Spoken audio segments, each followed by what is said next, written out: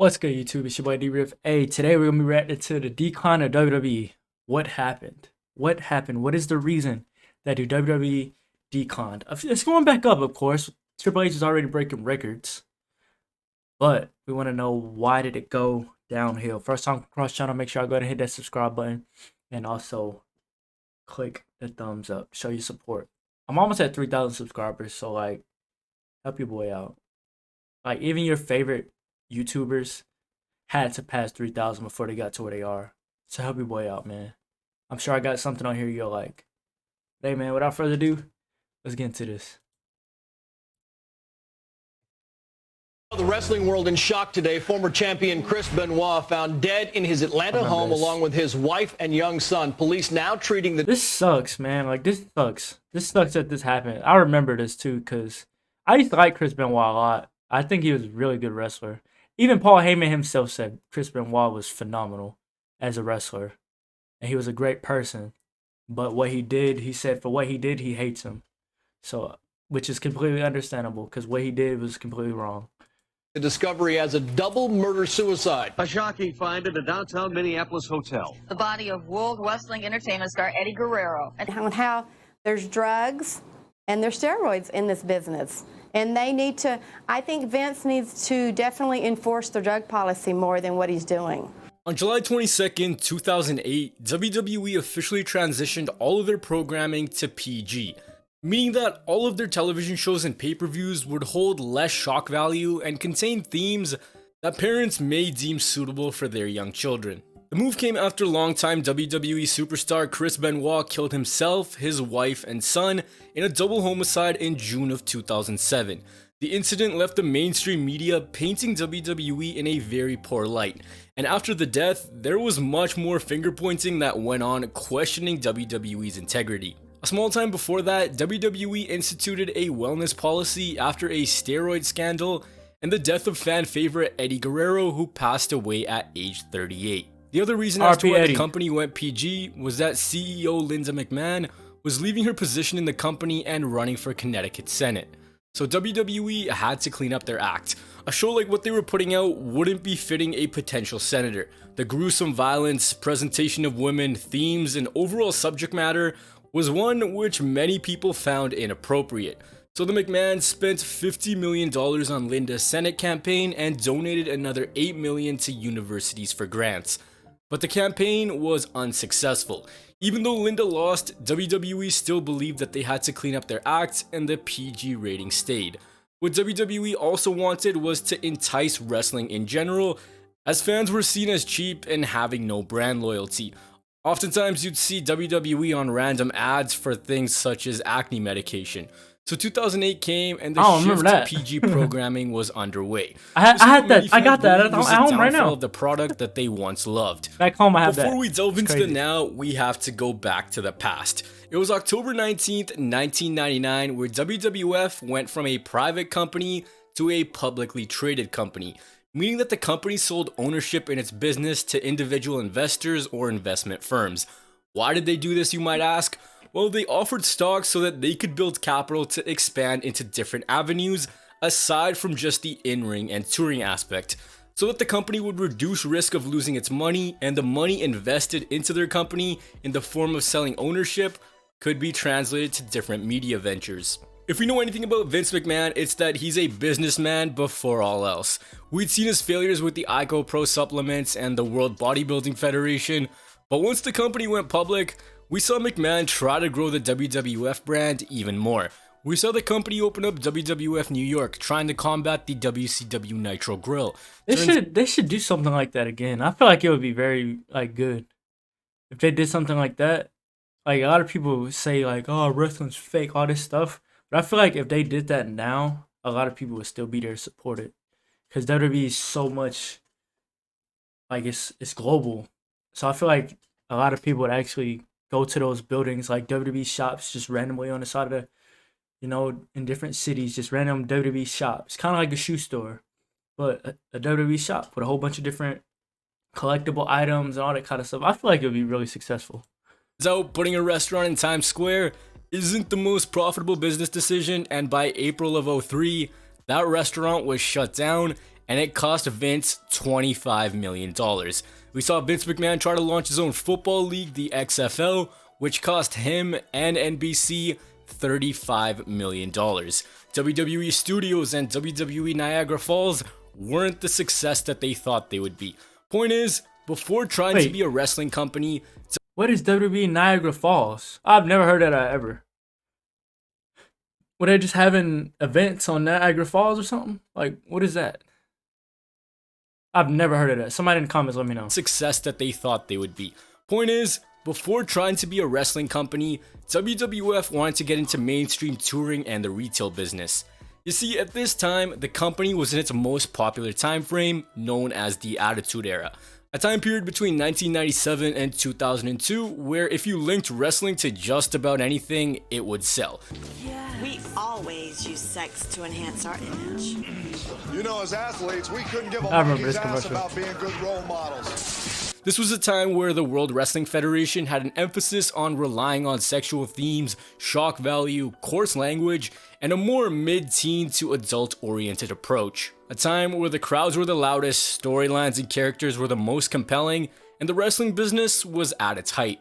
Following that era, the company rebranded from the World Wrestling Federation to World Wrestling Entertainment, following a lawsuit with the World Wildlife Fund over the WWF trademark in 2002. And the WWE went from this extremely sexual, barbaric, and shock value driven attitude era to a bit more toned down but still controversial, ruthless aggression era.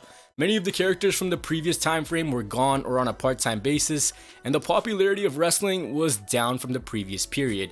It was during this time where the Benoit incident took place, and after that, the failed Senate run and other allegations, McMahon knew that he had to adapt or his company would be left outside the greater entertainment world with so much controversy already surrounding them. And that's where we come today, the PG rating for WWE programming. We have seen some of the worst angles and segments during this time frame. The Muppets, a commentator thinking he was Super Cena, 47.5 million Raw guest hosts, Natalia Neidfart, Little People's Court, a computer being the general manager of a nationally broadcast television show. Truly some of the worst television in the history of I used to hate that. television. This is Ladies and gentlemen, our anonymous general manager, whatever Michael Cole was saying. I used to hate that mess, bro. what many fans And say. he'd be like, and I quote, and then he'll start saying whatever the message is. Ruined WWE. Everything they once loved was gone. They were left with a shell of what the company once was. So did PG really kill WWE as a whole? The first thing wrestling fans immediately point their fingers to is declining ratings. You can attribute terrible ratings to the downfall of television overall, but did the audience really tune out as much as people say they did? Well, since 1993, WWE's premier TV program has been Monday Night Raw. And for this video, we're gonna use Raw as the benchmark. The heights for this TV show came in the late 90s where they scored 8 million numbers people topping watching? out at 8.1 million viewers. Before we get to the ratings, we have to understand them first. In the US and Canada, ratings are done through a company called Nielsen. The company gets households to become part of their data sampling program, and those households are known as Nielsen families. They then install meters in these homes to measure how programming is watched, what age bracket it's watched by, and how long it's watched. They then take those numbers and extrapolate them to give advertisers information on who is watching what. How accurate are these numbers? They're not accurate, not at all. Numbers represent a small portion of a general audience which is actually watching the said programming. All ratings truly are is an estimate of how many people are watching a certain show at a certain time. But for the purposes of this video, let's use 5-year increments from 2000 to see the drop off in Raw's rating. In the year 2000, Raw was averaging 5.87 million. It's not bad. 5 years later, come 2005, that 5.8 went down to a 4.8. That's still not Come bad. 2010, WWE's flagship TV show was down to a 3.28 and then dipped even further to 2.64 with the addition of a third hour. By 2020, Monday Night Raw's average viewership fell to 1.87 million. Yep, A that's drop of about ridiculous. 4 million viewers over a 20-year period. That's ridiculous. If you look at Raw's decline overall the past few years against the top 50 non-news cable programs, you can see that Raw's decline is massive. In 2020, it went down over 20%.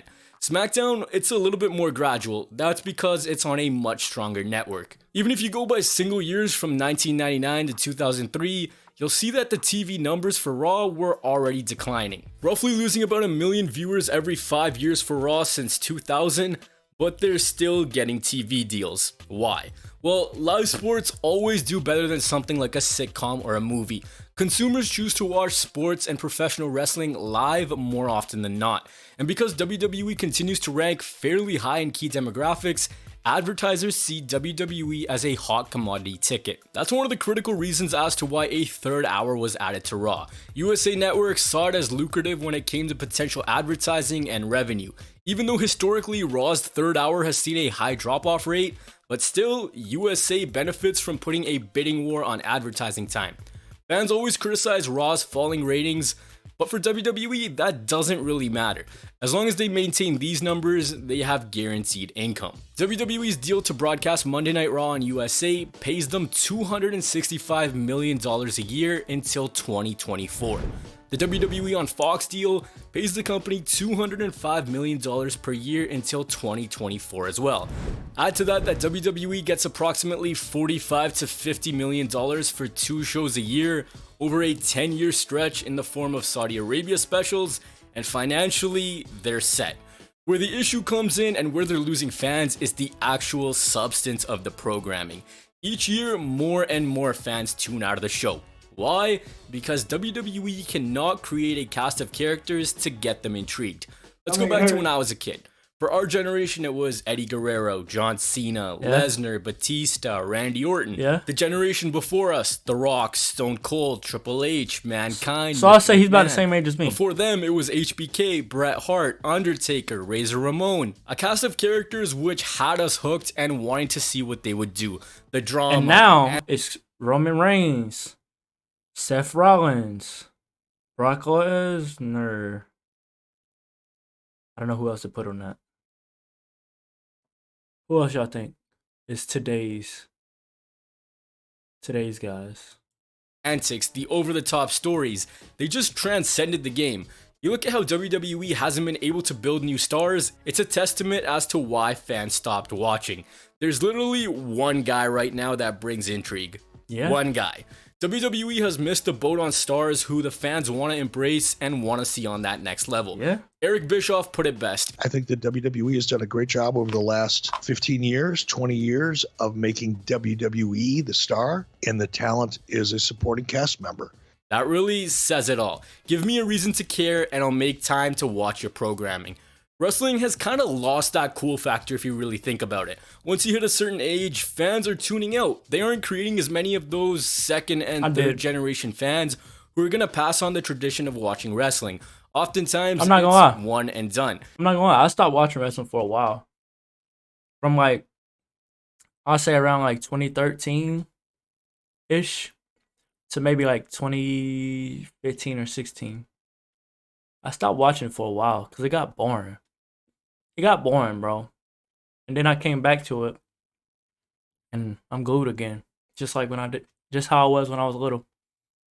Kids become adults, and as adults, they see WWE as a program for kids. Those same fans that WWE could have had for a longer period of time go somewhere like the UFC, which has gained a lot of momentum with teenagers. Doesn't help that your writers don't even know the talent's name. Another reason as to why fans tuned out is it's more easy to consume content than ever. You look on social media, shows are recapped in seconds. Why would you want to sit through 2 or 3 hours if you can just watch a 10-minute highlight video on YouTube? That's very true. I literally watch everything on YouTube. I'm doing it right now. I don't even watch TV. I watch Raw, SmackDown, NBA games when they come on, and that's literally it. I don't watch any other form of TV. Everything else is YouTube. I watch YouTube more than anything. I wish I could pull up my hours of watch time on YouTube, because boy, it would be a lot. Consumption of media has changed. People are cutting cords, and not as many people watch primetime television anymore. In the US, consumption of television is declining, as you can see. Yeah. Add to that WWE just YouTube, has bro. too much content. YouTube, they have Netflix, 7+ all that. hours of shows on a weekly basis with Raw, SmackDown, main events, NXT, and more. It's very hard for the company to keep things unique with that much programming. But does that give them an excuse to produce the content they do? Hell no. SmackDown has been a show which has always been PG. Only issue is that PG in the early 2000s was the equivalent to TV-14. WWE right now is probably TVG more than anything else. But why don't they push the envelope a little bit more? If you think about it, there's a lot that they could do with a TV PG rating. If I had to take an educated guess, it's probably because we live in a world of political correctness and everything is overanalyzed at every turn. There's someone sitting behind their keyboard just waiting to cancel your TV show. True. The problem goes a bit deeper than just TV figures though. We've seen full-on pockets of arenas during Bro. pay-per-view. I went to a Monday Night Raw in Nashville. The whole side like this, instead of them having a curtain, the whole side was empty. They had all of us on one side. And they had this front row right here with people in it. I don't know if you can see the mouse. The front row had people in it. The sides had people in it. And then the camera side had people in it. This whole side right here with the camera, the side that has the camera on it, nobody was over there, bro. It was almost empty over there. They put everybody on one side to make it look like it was a lot of people. But, I mean, I don't blame them. It just sucks because now you could tell when it's a lot of people at events because they would show the whole arena. If they don't show the whole arena, it's not a lot of people there. Just think of it that way. They would show the whole arena and Michael Cole will say, hey, we're sold out in Boston or something every time. If he doesn't say that and they don't show the whole arena, it's not sold out. They'll probably show like half of the arena. Keep that in mind. Next time, tomorrow, or by the time you see this, it's Thursday. So Friday, when SmackDown comes on, if you see they show half of the arena from the top view, it's not packed. Reviews completely tarped up because no one bought tickets. Yep, just Monday like Night that. Raw is half empty. Venues basically bribing people to go watch WWE with 2-for-1 tickets. That is because live event figures are down. Consumers are not wanting to go watch WWE events as much as they once did. Here you can see that WWE live events account for about 10% of WWE's overall revenue, and each year, the amount of money they make from live events gets smaller. If you take out the pandemic year of 2020 and you look at WWE's paid attendance since 2017, it's down by 29%. If you want to gauge popularity even more, then you can look at something like Google Web Search, which has been down by 61% since 2017. The interest in WWE's product is plateauing, and it's being seen as a casual event more than ever. Oh look, WWE's in town. You got a few hours to kill? Yeah, let's go. So you may ask, if people I'm always gonna go aren't coming if to events as much it's as they around once me. did, I'm always going. how does WWE make money? Well, do you guys remember in 2014, WWE launched this thing called the WWE Network, having everything from prank Why did shows, they get rid of that? documentaries, I gotta and see why all they got the rid of wrestling you could possibly want. Vince McMahon and WWE themselves saw that they had to cannibalize the pay-per-view model and get into the growing video on demand world. The venture cost WWE $66 million to start up. The network had varying success and would see dips in subscribers after WrestleMania season and on a yearly basis overall. So in 2021, NBC Universal streaming service Peacock acquired the rights to distribute WWE Network's content. The deal got WWE $1 billion. That's Here in why they did Canada, it. that right is given to Rogers Sports and Entertainment for both the network and broadcasting all weekly shows on Sportsnet. That's why they did it. WWE Studios is something that you guys might Bro, that just sucks though because the network was so much better. It felt like an exclusive thing to WWE. Now Peacock has everything, and Peacock has a whole bunch of different movies and shows. It's kind of like Netflix if you don't know what Peacock is. But Peacock is $5 or $6 for the premium version, which is everything. So that's not bad. I mean, $6 for everything is not bad at all. But like I said, it's just like Netflix. They got a lot of, especially with movies, they got a lot more. I want to say they probably got more movies than Netflix, and they have a lot of new movies. So tap into Peacock if you don't have it. be familiar with, and despite what many people lead you to believe, I just really like the was WWE actually network. very successful at pulling WWE in money. My stomach hurts That so production bad, dude. company has deals with Dude, Netflix, I need to hurry up, AE, bro. and Universal to distribute content. You guys know how they're always advertising Ms. and Mrs., Total Bellas, or some animated film they have coming up? That's because that racks them in a ton of money. It's actually really strange if you look at it. The wrestling world has completely changed. First, wrestling events would be on free TV, and it was basically a commercial to get people into live events. Then, at live events, it became about selling merch. Then it turned to pay-per-view buys and attendance numbers, and after that, they made it about streaming the WWE network. Now it's mainly all TV deals and letting your content be filtered to other companies or services. Why do they get so much money? Well, they're well respected and trusted in the community, and they've locked away all mentions to what I started this video with. WWE used to make most of its money selling things directly to consumers, like tickets to shows, pay-per-views, DVDs, magazines, and action figures.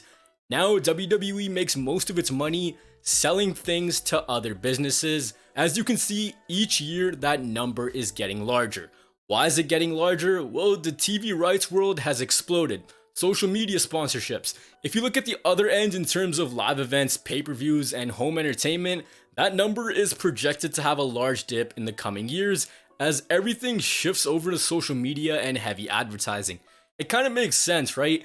They don't have to give you, the hardcore consumer, a good in-ring product as long as these financials match up and investors are happy. Most of these investors could care less about wrestling. The dollar signs are the only thing that matters. And without them going PG, that would have never been able to happen. Look at their yearly revenue from 2015 to 2020. The 2020 number probably would have been larger if they were touring. Another huge chunk of their revenue is social media, and the platform you're watching this video on right now, YouTube. WWE over its social media, Instagram, Facebook, Twitter, has over 1 billion followers. On YouTube, they rank in the top 10 most subscribed YouTube channels. The company makes an estimated 45.8. I think they got like 91 million subscribers right now. Last time I looked at it, they had like 90 something. So I think they got like 90 something. That's crazy. Bro, look at this. WWE Day 1. I was supposed to go to that event this upcoming year, and they canceled it.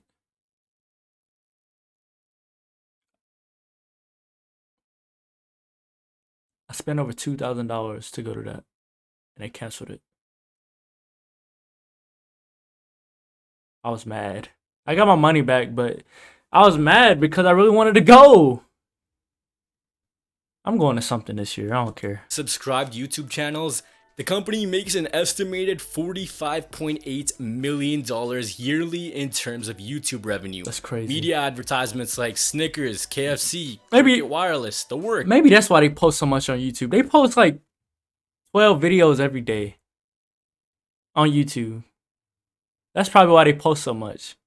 Revenue. Because all them views is going advertisements to like get. Snickers, KFC, That makes sense now. Cricket Wireless, the works. If you look into They posting WWE's shorts, they annual posting regular reports, videos, they you'll post see a whole that bunch of each stuff. year their social media engagement is increasing. They posting The videos like company this now. pushes hard for that. They are not a wrestling company. They are a media and entertainment company. In 2004, they said they were aggressively looking to push into that market. In a way, WWE plucked themselves out of becoming an afterthought and became one of the world's most profitable companies.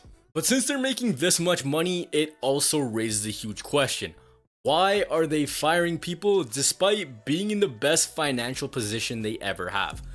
Ever since WWE named Nick Khan president and chief revenue officer, the company has slashed contracts, which raises the question of a possible sale. The thing about the cuts is they're all pretty random if you look at it. If you want to re-baseline your company, logic would suggest that you do so with cheaper and less proven commodities. But those cheaper contracts seem to be the ones which the company is letting go. With that, they've also let top merchandise shippers such as Bray Wyatt just leave. Literally make when a no company sense. clears the cupboard like that, so to speak, it has eyes rolling. Could WWE be sold? Rumors would suggest companies like Disney, NBC, and Comcast have led the way when it comes to those discussions, but if the company were to sell, it would be a very slippery slope. Look, as much as people may hate WWE, the way they do business, their storylines, their relationship with the Saudi government, Wrestlers need places to work. Let me put it to you like this. If a wrestling company is owned by a corporation that gives no shit about wrestling, it will do away with WWE's past and just keep pushing into the media area, which is where the money is. Currently, WWE owns an extremely extensive tape library. Everything from NWA, Crockett, Stampede, Mid-South, the Attitude Era. If another corporation were to buy WWE, the history of WWE would die away. Bro, when I tell y'all I love wrestling, it just sucks because this is true about them like just trying to make a whole bunch of money. Because every time I do any video with WWE, I get some kind of copyright to them just having 10 seconds out of my whole video. They want 10 seconds out of it. So what do? I cut it out. Cut it out. I wonder how much of this is going to be in it. If it's like skipping through parts, like randomly, it's because I had to cut it out. Because they tried to make their chunk of change off of me. That's what they do. So that's the only thing about these reactions. I love doing reactions, but sometimes y'all don't get the full experience and stuff gets cut out because of them. And that's why a sale to a company like Disney would be one of the worst moves ever. Just look at WWE on Peacock. The amount of censorship, how inaccessible they've made certain things. Yes, the bro. past is already dying. It really is something to be scared about. Yes. So to conclude, did WWE? That's what I'm saying. They needed. They should have PG kept kill the company network, bro. as much as fans speculate that it did? The answer is yes. Interest in the product is at an all-time low. The numbers show a decline, and more fans are turning to All Elite Wrestling, which has cut into Vince McMahon's long-standing monopoly over the wrestling business. Here's the thing, everything WWE did in the Attitude Era was cool, but at the end of the day, it was unsustainable. You could argue that anything the company did after 2001 onwards didn't work. Wrestling lost its coolness, and once we got to about the mid-2000s, after 2001, no. really wore off. So fans who were gonna tune out anyways were already gone. The move to PG, however, was the smartest business decision the company ever made. After so much controversy, they cleaned up their act and became trusted among mainstream media. The PG rating allowed more fans to tune into the show. They try to appeal to everyone. They base their ideology, their business model, and their shows for the casual consumer. And of course, children. It's a business. You appeal to the demographic that will keep you afloat, and for them, that is kids. Shock value wears off. Things like chair shots and adult themes had become commonplace. Now when they happen, they feel bigger and there's more intrigue. The company though was able to make a global expansion, and if they didn't go PG, they would not be able to. Is this company overhated? Without a doubt. But if you bleed everything together, at the end of the day, it's a business, and the company is killing. You bleed everything together. Roman, take a seat. Take a seat. That's just what I just pictured just did. I'm sorry. It probably wasn't funny. At the end of the day, it's a business, and the company is killing it where it matters. WWE already has a built-in hardcore audience to the point where they'll be fine.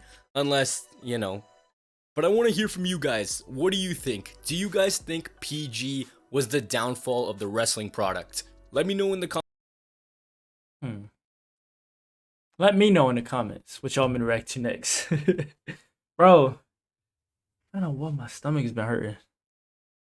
I ate like Popeyes earlier. I mean, I'm good now. It went away. But my stomach was hurting really bad. I'm sorry. Anyway, subscribe, man. First time seeing me, subscribe. I got other videos you probably would like. So subscribe. I mean, it really wouldn't hurt. Hey, man, like the video, subscribe if you're new. It's your boy D-Real, man. I'm out.